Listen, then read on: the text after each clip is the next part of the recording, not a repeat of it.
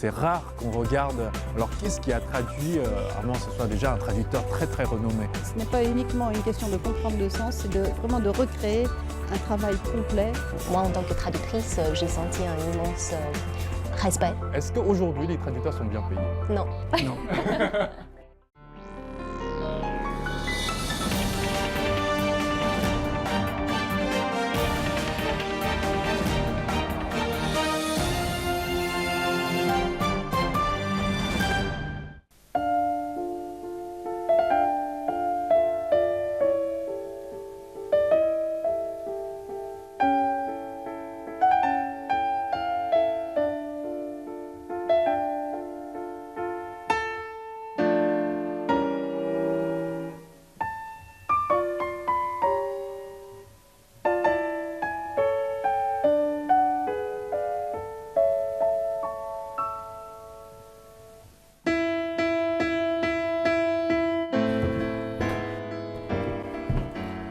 Bonjour, nous sommes à Shanghai pour ce nouveau numéro de Parlons-en consacré au Prix Foulet 2015, le prix de la traduction et de l'édition.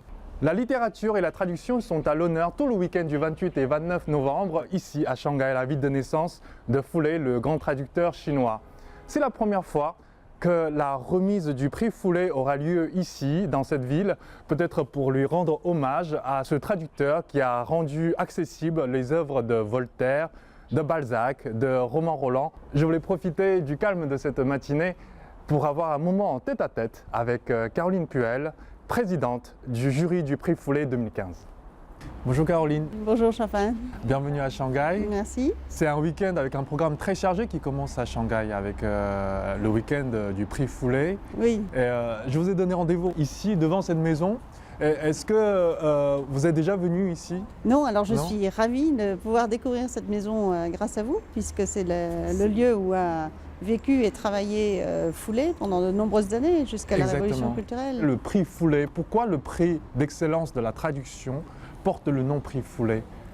En fait, on s'est retrouvés pendant des années face à un problème complexe, c'est-à-dire que les Chinois, le public chinois, les maisons d'édition chinoises ont un grand appétit de traduction et c'est formidable, et notamment pour les traductions françaises. Donc on était tous ravis de cela. Et ça m'avait beaucoup frappé lorsque j'étais arrivée en Chine au début des années 80, d'avoir des discussions avec des gens de la rue, des chauffeurs de taxi qui me parlaient de Balzac, justement de traduction, et tout ça c'était effectivement grâce à Foulet. Donc c'était l'évidence. Foulet s'est imposé sans même qu'il y ait de discussion. Il est connu en France aussi, et c'était l'occasion de lui rendre un bel hommage. C'est la première fois que tous les membres du jury se déplacent à Shanghai, et la remise de prix a lieu ici à Shanghai, dans sa ville de naissance. Mais alors, pour parler un peu du travail des membres du jury du prix Foulet, comment ça se passe? J'ai lu dans un communiqué de presse de l'ambassade, ils disent que les débats sont très animés pendant les délibérations. Comment ça se passe? Je sais qu'il y a une partie française et une partie chinoise. Oui. En fait, nous sommes vraiment, il y a une bonne mixité, à la fois autant de Français que de Chinois, autant d'hommes que de femmes. On a essayé aussi de respecter un peu les différentes générations, de manière à ce que notre jury représente un petit peu toutes les tendances possibles. Pratiquement, les maisons d'édition qui maintenant commencent à connaître ce prix nous font passer des livres au printemps. Enfin, font passer à l'ambassade des livres au printemps qui sont rassemblés et qui nous sont remis avant l'été. Et on a l'été pour les lire et faire déjà un premier choix. Donc généralement, on se retrouve fin septembre à Pékin. Ensemble, tous les membres du jury. Et là, sur l'ensemble des livres que l'on a pu recevoir, qui peut être très important, hein, certaines années on en a jusqu'à 50. Il y en a de plus en plus? Et il y en a de plus en plus, d'année en année, donc ça c'est formidable aussi. On en retient 4 dans chaque catégorie. On a dû créer en fait 2 catégories. Alors il y a la catégorie littérature, roman, et catégorie essai.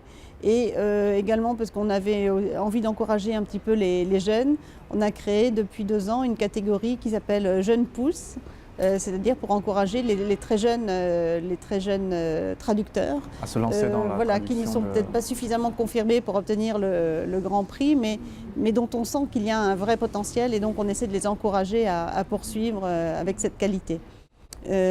Ensuite, il nous reste 2 mois pour lire attentivement les 4 livres restants dans chaque catégorie et la discussion finale, donc qui va avoir lieu tout à l'heure, on se détermine enfin pour le gagnant. Il y a une partie française et une partie chinoise. Est-ce que, en fonction des nationalités des membres du jury, les choix sont très différents, les préférences sont différentes? Eh bien, finalement, pas du tout. Ça nous a beaucoup étonnés. Alors, c'est vrai qu'il peut y avoir une discussion animée sur une œuvre, et c'est la loi de la majorité, et c'est donc la majorité qui l'emporte. Mais d'une manière générale, donc, on s'entend assez bien. Quand on fait notre choix, on essaie d'abord, en fait, je dirais que dans un premier temps, c'est plutôt les Français qui travaillent, et dans un deuxième temps, c'est davantage les Chinois. Parce que dans la première sélection... C'est plus une sélection d'auteurs français qu'on aimerait promouvoir en Chine. C'est-à-dire qu'on essaie de trouver des œuvres qui peuvent avoir vraiment un écho, parce que la thématique qui est retenue peut intéresser. Peut faire résonance dans la société chinoise, parce que c'est un sujet qui fait débat au même moment, sur lesquels s'interrogent les Chinois. Alors là, je parle surtout de la catégorie essai en réalité, parce que pour la littérature, il n'y a pas de choix. Si ce n'est que du choix de qualité de mots, de grandeur de l'œuvre, etc. Et puis ça peut être intéressant aussi de faire connaître un auteur totalement inconnu en Chine, pourquoi pas. Donc la sélection, c'est aussi sur le choix du traducteur à choisir tel ou tel auteur français à traduire. Voilà. C'est d'abord cette... Sa démarche intellectuelle, pourquoi a-t-il choisi cette œuvre, nous intéresse aussi. Et puis certains s'attaquent à des monuments, certains s'attaquent aussi à des œuvres qui ont déjà été traduites dans le passé.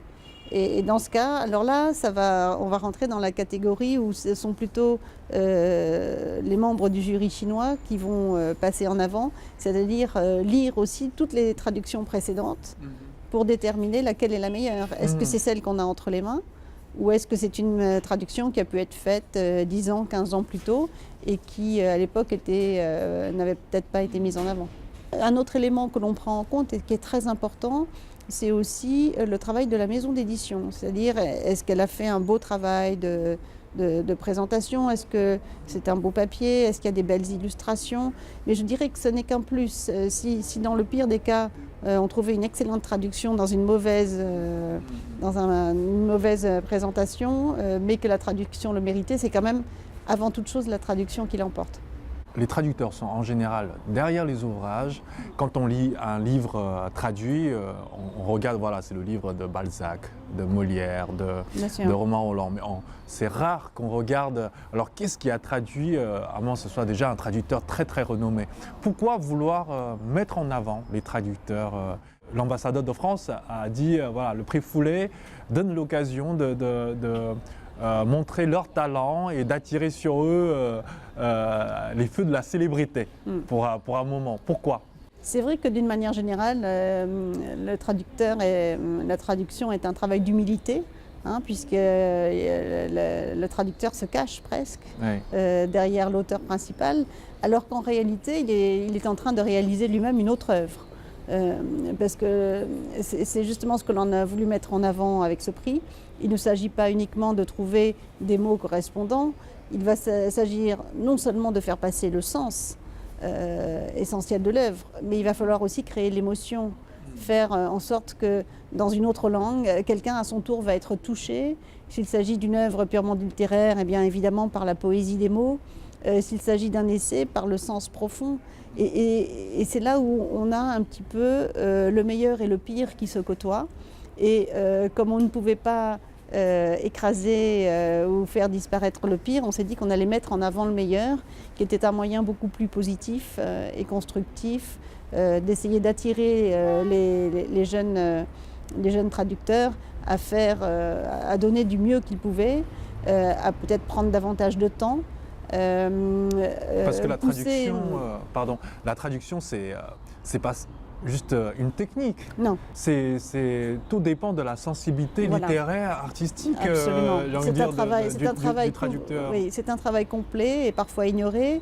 Tout à l'heure, on discutait avec un voisin de Foulet qui venait à l'époque, qui racontait comment Foulet à l'époque passait et repassait et encore une fois sur ses traductions. Et c'est vrai qu'aujourd'hui, avec les exigences de rentabilité des maisons d'édition, l'urgence, le monde moderne dans lequel nous vivons, peut-être que l'on investit moins de temps, certainement on a investi moins de temps. Et donc, voilà, c'était aussi utile de rappeler que c'est avant tout l'importance des mots, la profondeur des choses, si on veut vraiment toucher les âmes et les esprits des deux côtés. C'était très important. Oui, justement, vous parlez de... Alors, on vit dans un monde moderne. La traduction, maintenant, c'est possible aussi avec Google. Voilà, exactement. On peut tout à fait... bon, c'est pas forcément toujours très, très beau à lire, mais on arrive à comprendre le sens. Voilà. Donc, mais il faut aller au-delà. Ce n'est pas uniquement une question de comprendre le sens, c'est vraiment de recréer un travail complet qui va toucher profondément dans une autre culture les nouveaux lecteurs qui, eux, n'auront eu aucun accès à l'œuvre originale. Et justement, quand vous lisez une traduction, lorsque vous choisissez les candidats, vous privilégiez plus le rendu du sens, le rendu de la forme, ou les deux? Comment on arrive à concilier les deux? Oui. En chinois, il y a un mot qui s'appelle jietiqi. Oui. Et quand je lis, par exemple, les correspondances familiales de Foulet, il parle un peu de ça aussi. Comment traduire fidèlement, mais en même temps penser aux spécificités locales, les choses que les gens d'ici peuvent comprendre? En fait, oui, idéalement, il faut réunir les deux, et c'est toute la difficulté. Donc, c'est pour cela qu'on s'intéresse au départ à l'œuvre qui va pouvoir toucher un public chinois à un moment donné. Ensuite à la qualité de la traduction, ensuite au beau livre qui l'accompagne. Et donc ce prix est un moyen d'encourager les trois choses, c'est-à-dire une bonne sélection, un travail non seulement sérieux mais artistique, littéraire et complet, et ensuite le travail d'accompagnement d'une maison d'édition pour en faire un très beau livre qui va être appelé à circuler, à rester, à passer de main en main, qui est tout l'objectif évidemment de l'œuvre.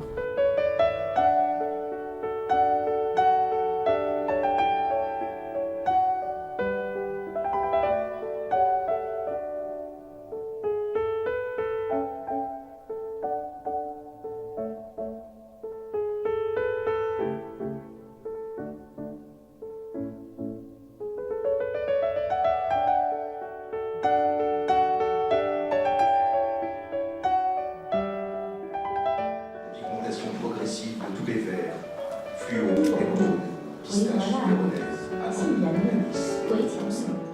Mesdames et messieurs, nous célébrons cette année le 7e prix Foulet. Nous le célébrons, cela a été dit, dans cette ville de Shanghai, qui s'est imposée en Chine comme la première des villes ouvertes sur le monde, une ville qui est un pont avec la culture de la Chine et les cultures occidentales. Et en venant à Shanghai, nous revenons aux sources, puisque nous savons tous, c'est la ville de ce grand traducteur qui a été un passeur de la culture française vers la Chine. Il est indispensable de connaître la pensée, la culture, les émotions de l'autre, dans le respect des différences de ces cultures. Et de ce point de vue, les traducteurs jouent un rôle absolument essentiel. Liseur du 6h27 de Jean-Paul Didier Laurent, traduit par Zhou Xiaoshan. 傅雷奖、社科奖的书籍是法国兰利，请中国作证。 C'était de donner le prix Jeune Pousse à la querelle de l'art contemporain, écrit par Marc Gimnez et traduit par Wang Mingnan. Je suis très très heureuse d'être ici aujourd'hui parmi vous et vraiment un grand honneur et un grand plaisir de recevoir ce prix-là. Monsieur Jie Zhiyong, Madame Wang Mingnan. Bonjour, merci d'avoir répondu à notre invitation de venir parler du travail de la traduction dans Parlons-en. Alors, Monsieur Tie Zhiyong, vous travaillez pour la maison d'édition Beijing Li Xiangguo. Vous avez édité le livre Le liseur du 6h27 de Jean-Paul Didier-Laurent, traduit en chinois par Madame Zhou Xiaoshan. Madame Wang Mingnan, vous êtes traductrice. Vous avez traduit le livre La querelle de l'art contemporain de Marc Jiménez, publié par Beijing Daxue Chubanshi. Alors vous avez gagné cette année respectivement le prix Foulet dans la catégorie littérature pour le livre Le liseur du 6h27 et le prix Foulet dans la catégorie jeune pousse. Félicitations. Merci beaucoup. Merci beaucoup. Et alors vous êtes tous les deux des francophones. Vous parlez français, vous avez étudié le français. Est-ce que vous avez gardé un souvenir de votre premier contact avec la littérature française? En fait, je dois confesser que je n'ai pas lu beaucoup de littérature française, mais ce qui vient à ma mémoire, c'est le roman de Marguerite Duras, L'amant, qui a été traduit par M. Wang Daoqian, ce qui est assez connu en Chine. Oui. Et vous? Moi, quand j'avais 14 ans ou 13 ans, je ne sais plus, en tout cas au collège, le premier roman français que j'ai lu, traduit en chinois, c'était Père Goriot, donc traduit de Balzac, traduit par Foulet. Voilà. Je vous pose cette question parce que très souvent, quand on lit un livre, un roman français traduit en chinois, peut-être les lecteurs ne font pas forcément attention aux traducteurs. Est-ce que vous pensez qu'aujourd'hui, le travail des traducteurs n'est pas assez reconnu en Chine? C'est un vrai problème? Tout d'abord, je pense que pendant tout ce week-end et même au-delà, c'est-à-dire pendant toute l'organisation justement de la remise du prix, moi en tant que traductrice, j'ai senti un immense respect de la part de l'organisateur en fait. Et là, je suis profondément, vraiment très sincèrement reconnaissante. En même temps, personnellement, je trouve qu'il n'y a rien à reprocher aux lecteurs justement de retenir les noms des auteurs tout en oubliant les noms des traducteurs. Personnellement, en tant que traductrice, ça ne me gêne pas en fait. Comme ce que monsieur l'ambassadeur a dit hier pendant la cérémonie, je pense que pour les traducteurs, il faut à la fois être là et ne pas être là. Donc je pense que ça fait partie de la nature de la traduction et pour moi je pense que c'est à la fois une bonne nouvelle qui ne me gêne pas. Voilà. Être et ne pas être. Être et ne pas être, exactement. Oui, parce que les traducteurs sont des gens qui travaillent dans l'ombre, sont derrière les ouvrages. Oui, tout à fait. Et ça ne vous dérange pas? Personnellement, non. Non. Est-ce qu'aujourd'hui les traducteurs sont bien payés? Non. Oui, c'est vrai. Surtout pour les traducteurs des livres, la paye est toujours, comme dirais-je, très modeste, même terrible. Ça, il faut l'admettre. Le prix porte le nom, le prix Foulet. Et Foulet, qui était un grand traducteur chinois, on dit que quand lui, il traduisait, il lisait 3 fois, 4 fois, 5 fois avant de commencer le travail de la traduction. Et dans les correspondances familiales de Foulet, Foulet Jiashu, il avait dit aussi à propos de la traduction, il dit «翻译工作如果要做好，要一改再改三改四改。Donc, pour mener à bien une traduction, il faut corriger, corriger, corriger, corriger. Alors, ça prend beaucoup de temps, tout ça. Lire, corriger pour faire une bonne traduction. Mais alors, le temps, c'est de l'argent. Comment, pour une maison d'édition qui, bien sûr, il faut être très attentif à la qualité de la traduction, mais aussi vous avez des impératifs économiques. Comment vous arrivez à concilier les deux? Il existe toujours le dilemme entre la qualité et, comme dirais-je, le marché ou bien l'économie. Pour nous, quand on travaille avec des maisons d'édition françaises, c'est peut-être plus simple parce que même si on doit dépenser beaucoup de temps à la traduction, les maisons d'édition françaises sont toujours d'accord. Mais, mais pour les maisons d'édition comme dirais-je, anglaises, par exemple, ou américaines, ce sera peut-être plus difficile parce que il faut toujours signer un contrat avec, pour les droits. Si on ne peut pas publier ces livres avant le délai de parution, on sera obligé de payer une amende ou bien le contrat sera annulé. Donc ça va nous faire perdre de l'argent. Donc c'est pour ça que souvent on est obligé de pousser les traducteurs d'être plus rapides. Oui. Être plus rapide. Oui. Alors, pour vous, c'est très important d'avoir ce temps, un temps pour bien traduire. Madame Wang Yi, elle a dit hier que juste 2 mois en plus, ça pourrait obtenir un résultat complètement différent. Exactement. Oui. Je pense que normalement, on travaille sous pression, avec un délai assez court. Mais personnellement, j'ai eu la chance d'avoir travaillé avec les éditeurs, justement, qui sont là-dessus. Et j'ai vraiment immense reconnaissance pour eux. Voilà. Mais c'est vrai, le temps, c'est essentiel pour la qualité de la traduction. Vous travaillez comment, justement? Est-ce que je pense que chaque traducteur a son style, sa manière de travailler. Exactement. Hier, j'étais à la maison Foulet et j'ai rencontré un vieux monsieur qui avait connu Foulet à l'époque. Il était enfant et il adorait aller chez Foulet, écouter à la porte Foulet en train de lire à haute voix les livres qu'il allait traduire. C'était sa façon de travailler, de lire à haute voix pour se rendre compte du rythme, du texte et de l'ambiance. 他的东西翻好以后，他要朗读的，朗读像我们读诗该读到一种味道了，这个感觉也融合到他的翻译里去了。傅先生对一段法文的东西，他并不是字面上去看的，他要用法文朗读，朗读到进入他的那个意境了，这个感觉再转换成中文的感觉，再把它变成中文出来。 所以这个是一般我不知道别人是怎么想，我感到语言跟文字在他那里成为一体。 Moi personnellement, je lis aussi les brouillons, justement, les esquisses que j'ai traduits. Donc en fait, au fur et à mesure, comme ça pour me rendre compte, est-ce qu'en chinois, ça va justement pour une bonne rendue justement du texte. Foulet a eu une évolution dans son style de traduction. Oui. À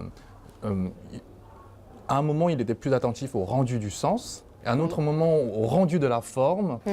Les deux sont très importants, bien sûr, mais comment on arrive à concilier les deux? Parfois, c'est très difficile, parce que surtout pour 2 langues complètement différentes, la langue française et la langue chinoise, comment on arrive à rendre fidèlement le sens, mais aussi et la forme, parce que chaque écrivain a son style d'écriture. Bien sûr.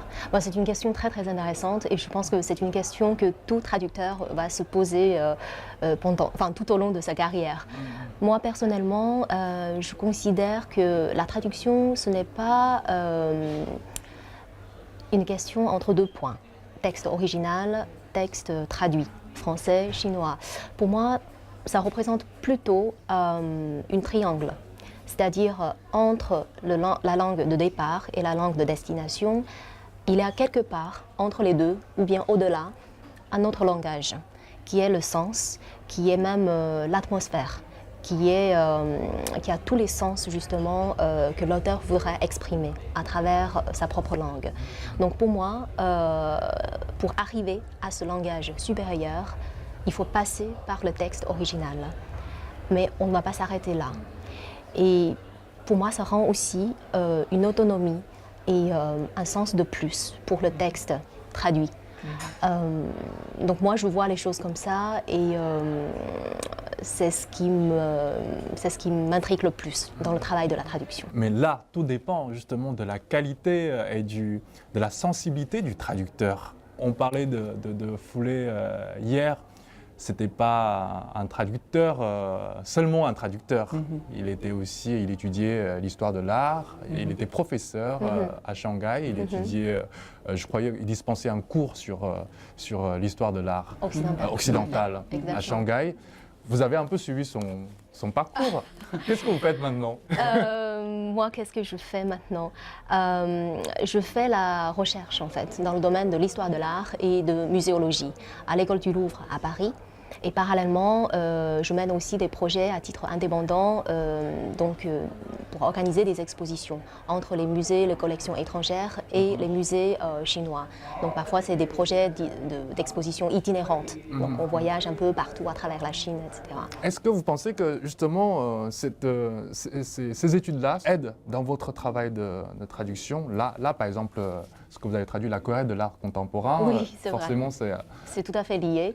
Et pour moi, justement, la traduction, ça fait partie intégrante de mes projets de recherche. Et il y a un lien, je dirais, presque organique entre mes deux chantiers. Voilà. Et pour vous, qu'est-ce que vous en pensez justement à ce propos? Est-ce que les traducteurs sont des traducteurs professionnels, c'est-à-dire ils font rien d'autre à côté? Ou parfois un bon traducteur, c'est justement quelqu'un qui s'intéresse aussi à l'art, à la culture en général? Oui, bien sûr. En fait, je crois qu'un bon traducteur doit être érudit. Donc, il doit connaître beaucoup de sujets. Il doit avoir, comme dirais-je, une culture profonde dans beaucoup de domaines. Un bon traducteur doit être aussi inventif. Il faut avoir un certain esprit créatif pour donner la forme qui est peut-être appropriée ou bien idéale à son texte traduit. Et vous, hier, vous avez parlé de votre travail sur la traduction de Xiuxing en chinois. Alors, j'essaie de traduire en français, ce qui se rapproche le plus, c'est un retrait monacal. C'est une espèce de solitude complète, se trouver seul pour bien comprendre l'œuvre que vous allez traduire, pour vous mettre dans cette ambiance-là. Vous pouvez nous parler un peu de cette solitude nécessaire pour vous dans le travail de la traduction? Déjà, je pense qu'il existe cette solitude nécessaire dans le travail de Foulet. Vous nous avez décrit cette scène très émouvante tout à l'heure quand il lisait à haute voix le texte original qu'il allait traduire. Et je pense que là, justement, c'est la solitude nécessaire pour qu'il s'imprègne vraiment entièrement dans l'œuvre, dans sa matière première en fait. Et je pense que pour moi, on vit dans un monde pour moi très bruyant. Et il y a beaucoup de valeurs mises en avant, alors que le sens de la solitude, la capacité et la valeur justement de la solitude pour un travail de traduction, je pense que là-dessus, ce n'est pas suffisamment reconnu. Alors que c'est quelque chose qui m'attire le plus dans le travail de la traduction. J'ai appris énormément de choses à travers les 2 petits livres que j'ai traduits jusqu'à maintenant et publiés toujours chez l'éditeur de l'Université de Pékin. Chaque fois, c'est un peu comme une traversée, en fait. Une traversée dans la solitude et une traversée qui est finalement enrichissante. Donc je pense que la solitude n'est pas quelque chose à éviter, mais vraiment quelque chose qui pourrait nous inviter, où l'on peut s'inviter à y rentrer, et c'est une grande aventure, je dois dire. Merci.